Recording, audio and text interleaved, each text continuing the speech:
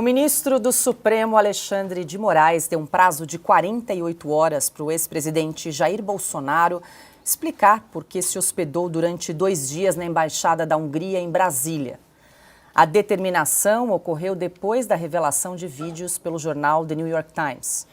Bolsonaro chegou à embaixada 4 dias depois de ter o passaporte retido pela Polícia Federal.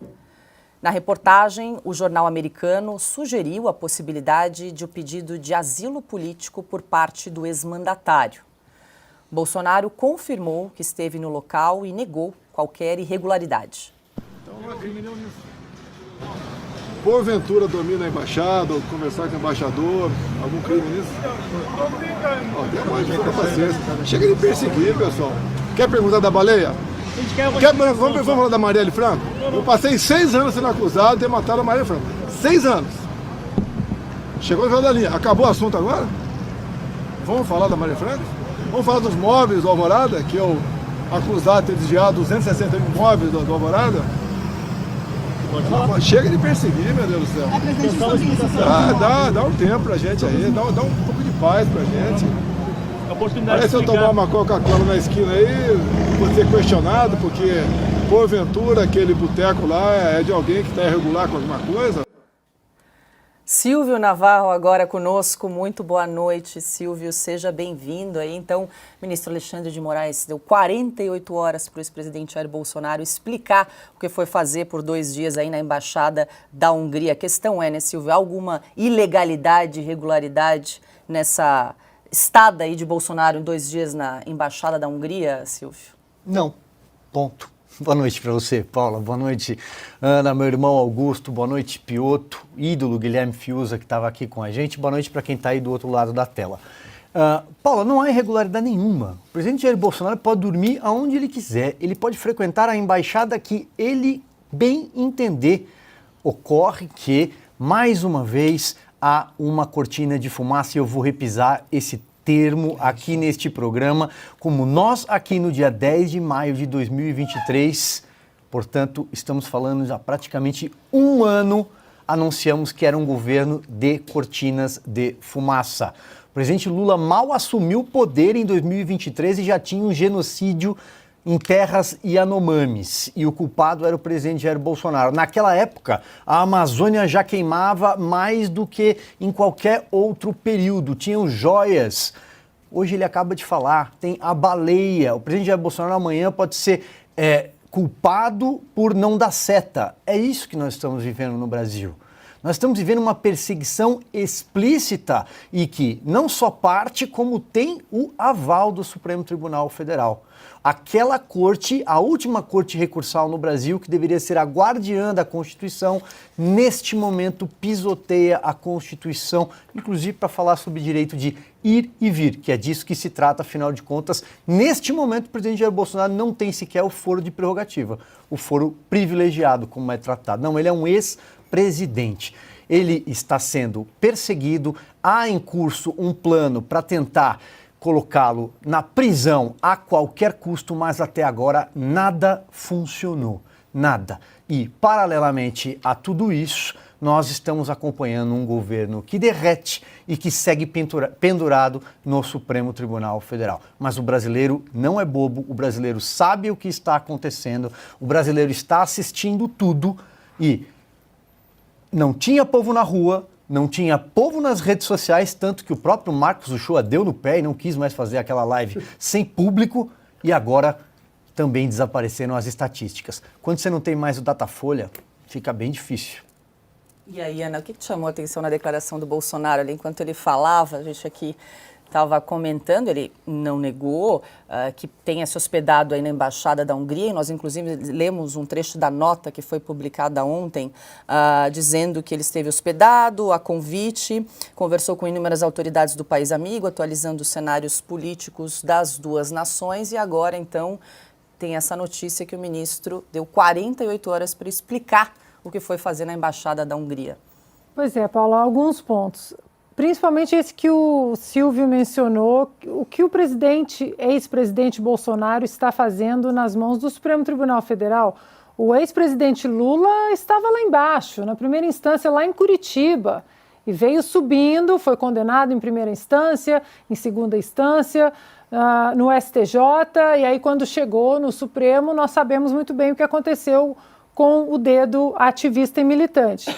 Agora, ontem nós ouvimos que o presidente Bolsonaro é um fugitivo confesso. De onde tiraram essa expressão fugitivo confesso, depois fugiu para os Estados Unidos e ainda desde ontem, quando soubemos dessa notícia, estamos procurando a lei, né, Piotr, que estabelece que é proibido você visitar embaixadas. Bom, gostei da postura do presidente Bolsonaro porque é exatamente isso, chega, vão cuidar do governo, tem um governo aí que, como o Silvio brilhantemente mostrou na capa da revista Oeste dessa semana, um governo que derrete, que até hoje não apresentou nenhum projeto de nação, seja no campo social, no campo econômico, no campo político, nada. Está derretendo em 15 meses. Agora, o que mais me chocou hoje foi abrir os portais de notícia e jornalistas dizendo que a embaixada da Hungria era território estrangeiro. Que ele é um fugitivo, ele fugiu do Brasil, não saindo do Brasil, que a embaixada é um território estrangeiro. Então eu trouxe exatamente uma explicação do doutor Vladimir Aras, doutor em Direito Internacional, e que é muito clara. Embaixadas não são território estrangeiro, embaixadas são espaços imunes à jurisdição local, o que é diferente. No seu entorno não há uma linha de fronteira. Pensemos num campo de força que impede a atuação das autoridades locais na sede da missão diplomática de outro país e que protege também seus veículos e os próprios diplomatas e seus familiares onde quer que estejam. Obviamente, o lugar onde pisa o embaixador não é território estrangeiro. Contudo, ele leva sua imunidade, o campo de força, onde for. E hoje a imprensa dizendo que Bolsonaro, sim, é um fugitivo porque estava em território estrangeiro. Então é realmente chamar todos nós, né, de ignorantes e que ninguém vai sequer pesquisar embaixada, território estrangeiro, mas vale tudo para, como o presidente Bolsonaro disse, para continuar, para que a perseguição siga o seu caminho, como se o país estivesse voando. Muito bem. Piotr. Eu vou me juntar à Ana nessa questão da empresa chamada de território estrangeiro, porque a proibição dele era sair do país. Então ele não saiu do país, não foi a território estrangeiro. Não tem passaporte. Né? Então, exatamente, para sair do país precisaria de passaporte que foi retido. Daí, qual teria sido o problema? Tá, ficou 2 dias, pediu asilo, ainda assim seria um direito, mas não pediu, porque saiu já, fez uma manifestação, aí eu vou ao ponto. A manifestação do dia 25 de fevereiro incomoda demais. As pessoas, obviamente, do governo, ligadas ao governo, ao Supremo, eles ainda não conseguiram deglutir, porque obviamente está sendo indigesto, a manifestação do dia 25 de fevereiro. Vamos retomar a manifestação. Bom, 750 mil pessoas? Ah, não, foi menos. 350? Ah, foi menos. 185 mil. Então são 185 vezes mais do que a manifestação do último sábado. A questão está aqui. Um ex-presidente sem passaporte, um ex-presidente que está inelegível, segundo a decisão do TSE, uma decisão estranha, convenhamos, no mínimo estranha, um ex-presidente que, segundo, não vai conseguir fazer mais nada, porque a inelegibilidade dele é por um período bastante longo, mas enfim, consegue convocar uma manifestação que faz, como Augusto chama aqui, o teste da Paulista com galhardia. Essas pessoas atendem ao pedido do presidente, do ex-presidente inelegível, para não fazerem ataques absolutamente nada, nem ninguém na República. Essas pessoas fazem uma manifestação pacífica. Essas pessoas clamam por democracia de verdade, porque essas pessoas, na manifestação do dia 25 de fevereiro, conhecem e entendem o que é democracia. É isso que parece que não foi deglutido ainda por essa parte da imprensa militante, o Augusto chama de estatizada, é isso, né, Augusto? Que fica toda hora tentando buscar, e aí, claro, o presidente agora deu uma resposta. Vai de novo falar da baleia? Ou da Marielle? Aliás, quantas dessas pessoas da imprensa que, no mínimo, sugeriram que Bolsonaro teria participação no assassinato da vereadora Marielle, quantas dessas pessoas, pelo menos, voltaram atrás? Ou pediram desculpas? Alguma coisa nesse sentido? Bom, nenhuma até agora. Ou mesmo gente do atual governo. O problema está no dia 25 de fevereiro. O que foi apenas uma festa da democracia, de manifestação popular, garantida pela Constituição, isso não está sendo deglutido por quem acha que está defendendo a democracia. É sui generis. É inacreditável que um ato democrático incomode os, abre aspas, defensores de, mais aspas ainda, da democracia dessa gente. O dia 25 de fevereiro é o que incomoda, porque até então imaginava-se, não vai conseguir juntar, ninguém juntou. Da forma como foi, como todo mundo aqui explicou, a época e como todo mundo sabe.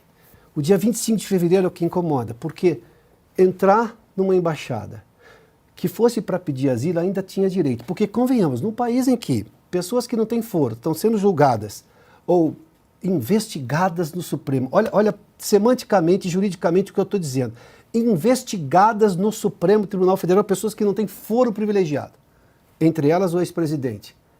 É razoável imaginar, considerar a hipótese de asilo. Nem sei se foi isso que ele foi fazer lá, eu não tenho acesso a essa informação. Por isso que, na minha opinião, o problema está no dia 25 de fevereiro. E quando o Brasil fez democracia de verdade, manifestação popular, por livre e espontânea vontade das pessoas, isso incomoda muita gente. Parece que não conseguem deglutir a democracia, que deveria, convenhamos, descer redondo. Augusto, você também acha que é mais um reflexo aí também das manifestações do último dia 25 de fevereiro? Você fica propagandeando aí que você está defendendo a democracia, impedindo a ditadura e descobre que o povo está contra você. Acho que você está tomando medidas autoritárias, medidas ditatoriais e tal, você fica sem discurso. Agora, a resposta do Bolsonaro, quando ele responde com simplicidade, é na mosca, né? Por que não conversam com ele sobre a Marielle, depois de 6 anos tentando atribuir alguma culpa a algum Bolsonaro ou algum amigo do Bolsonaro, parente, antepassado, qualquer coisa que ligasse ao Bolsonaro? Por que eles não conversam sobre os móveis? Não houve uma pergunta ao Bolsonaro sobre os móveis. Quer dizer, o Lula chamou o Bolsonaro de ladrão. E os móveis sempre estiveram lá. E aí não há nem crime contra a honra. Agora vamos ver o seguinte, um presidente que é acusado, que isso aí deveria ser motivo de riso em todo o mundo, um presidente que é acusado de molestar uma baleia e que tem como antecessor e atual presidente um sujeito que montou o maior esquema corrupto da história, que foi o Petrolão. Quer dizer, como é que pode? Está tudo pelo avesso. Nesse caso, num país pelo avesso, a coisa mais normal do mundo é você procurar uma embaixada. Muita gente no Brasil deveria ter buscado embaixada. Por exemplo, Clériston, que morreu, deveria ter procurado uma embaixada. Se tivesse se fosse minimamente informado, um morador de rua devia ter buscado uma embaixada. Porque ele é chamado de foragido, fugitivo. Fugitivo confesso. Fugitivo confesso é a dupla lá que está dando um baile na polícia no Rio Grande do Norte, aí, desmoralizando um batalhão de 500 pessoas. Então, eles estão perseguindo o Bolsonaro. Você é perseguido. Falam toda hora em prisão. Alvo de ultimatos, 48 horas, tá? Por que não 12, 13, 5? O tempo de um jogo de futebol, por que 48, 72, tal? Tem 3 dias para responder.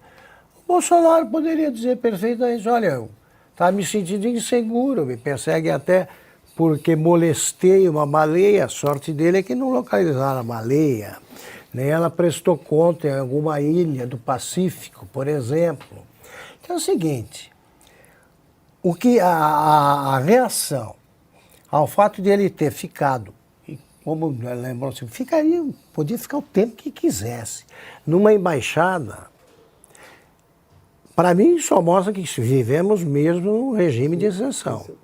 Agora ele deveria responder isso aí. Eu não me sinto seguro. Quem se sente seguro é o ladrão que ocupa a presidência da República. Está tudo pelo avesso no Brasil. Ele fez o que, se ele procurou porque estava se sentindo inseguro, isso é uma amostra de sanidade. Sanidade é o que falta a quem o persegue.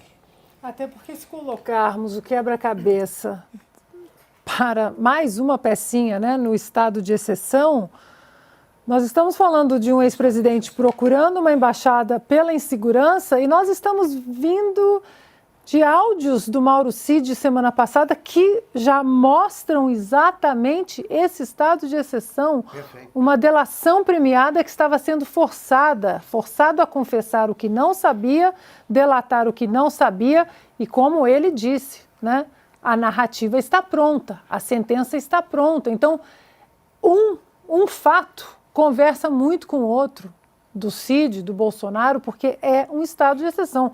Ontem falamos de uma senhora de 71 anos que se escondeu no 8 de janeiro nos prédios públicos e 14 anos de prisão. Se isso não for um estado de exceção, o que é?